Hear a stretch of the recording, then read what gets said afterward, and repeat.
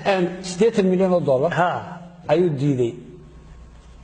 Sacuudiga ka diiday farmaajo mar rabi haye shirkada wani hore u sheegay wasaase 80kii meel bas ka dhigan meel bay dhigeen haye meeshii 80 ay dhigan ay Cabdulle uga soo saareen wigii dhaweed 30 milyan markuu heshiiskii qaatay dabeetana sidoo ku dhifto Sharif Xasan iyo xaaf ayuu wareer meesh ka soo yaacay wara la soo yaacay ragii diyaaradu baa la isku guray Dubai baa la watay bismillah Cabdulle marka turjubaan oo soo muddo meesha ku noqonayo waxa isaga yaqaan Sheikh Khabaliya Sheikh Tani Maxamed Al-Ilaali waxa sulay ragga odayaashu buu yaaray haye waaya markii waxa qayriyay Sharif Xasan anoo dad reer bay dhabanahay Imaaraadka iyo Sacuudiga ayaa taageersanay qadar xubin naga geeyay qadar shaqadeeda ma haye Ahmed Maxamed Xaaf oo gudmada madaxweyne oo dhawaan la doortay ayaa isaguna qayl ku dhiftay wuxuu yiri mar qura hadii ay ku reeyaan anagu waxaan taageersanahay Imaaraadka iyo Sacuudiga warag waa dhargeeyay waxa xaga moodaya warag maxaa la eeganaya shilimaad ayaa la eeganaya wasaas dhibaatada iyo saameynta burburka ay ku keenayso Soomaalida iyo dawladda federaalka shaqadooda ma qorin waa weyn baa la sitaayo waxa la doonayay Imaaraadkaas la iska fadhiyo lacagta qabowna la iska cuno abka ilaa wiilkiisa la iska ruugo inta kale Soomaali ay dhimato inna lillahi Soomaali halkaas lagu ogaad waaya haye wuxuu eeganaa Yaasiin madaxweynaha cusub ee Galmudug Ahmed Ducaale Xaaf ninka la yiraahdo shalay wuxuu lahaa dawladda federaalka ayaan ku raacsanahay oo taageersanahay oo u daba taaganahay annagu Imaaraadkan iyo Sacuudiga iyo waxan adeero iyaga haystay dhexdhexaad baan kana wasaas bal markuu hadalkiisa aynu dhageysano daawano Horta aragtidaydu waxa weeye Sacuudiga iyo Imaaraadka iyo qolyahan waa arrin ayaga ka dhaxaysa weeye annagana bal inoogu jirto inaan runtii dhinac raacno sababta waxa weeye anagu labada calaaqaad baan leenahay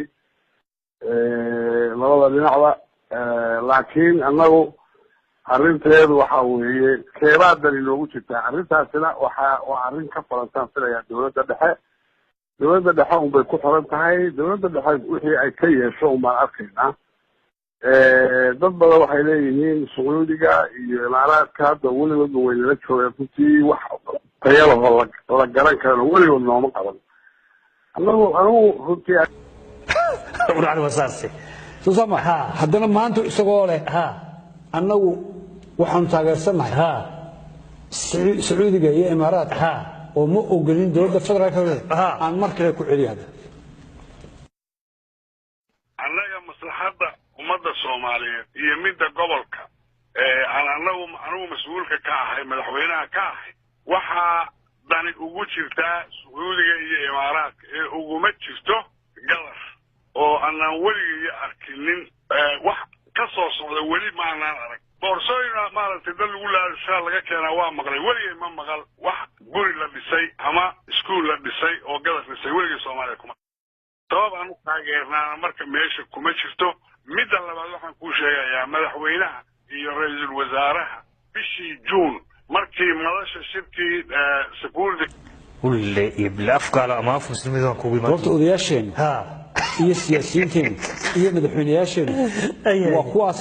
xaaf oo kale markan labadan jeer markee baynu raacnaa markee buu waanaya markee mid qaba xageenu raacnaa xaaf ninka wuxuu dhiibay sorta kriisa la eega xaaf ganacsade lacagta dhaliyay uu samaystay 7 sano u dambeeyay sax wuxuu ku sameeyay lacag la yiraahdo qab iyo dig balay ganacsaduhu qaarkood aabigu ka dhaxlayo waa lacag la yaqeeno soo jireen hay adeerkiisa taajirahay isaga taajira soo socod taxaafo ay mid waxaan ku samaysatay fraudkaas wasaase iyo corrupted buu ninka caynka madaxweynihii ka horeeyay isaga finishay oo ka riday meesha waa ka turtaba Cabdikariim lacag uu bixiyay daraadeed ayaa looga tuuray haye wuxuu ahaa xildhibaan muddo dheer oo dhowr madaxweyne oo xildhibaan soo noqday weligii cadaado u dhashay qeylka ma sameeyay lama sheegin one day war waa dhibaatay fatadug lama baana waxaan u baahanahay xaqiiqda in Soomaaliya warato sida aynu hadlayno loo wada hadlo afoo horta magaaladaadii cadaadadan iyo waxaan aad leedahay imaaraadkeen ayaan saaxiib loo nahay bal maxaa u qabatay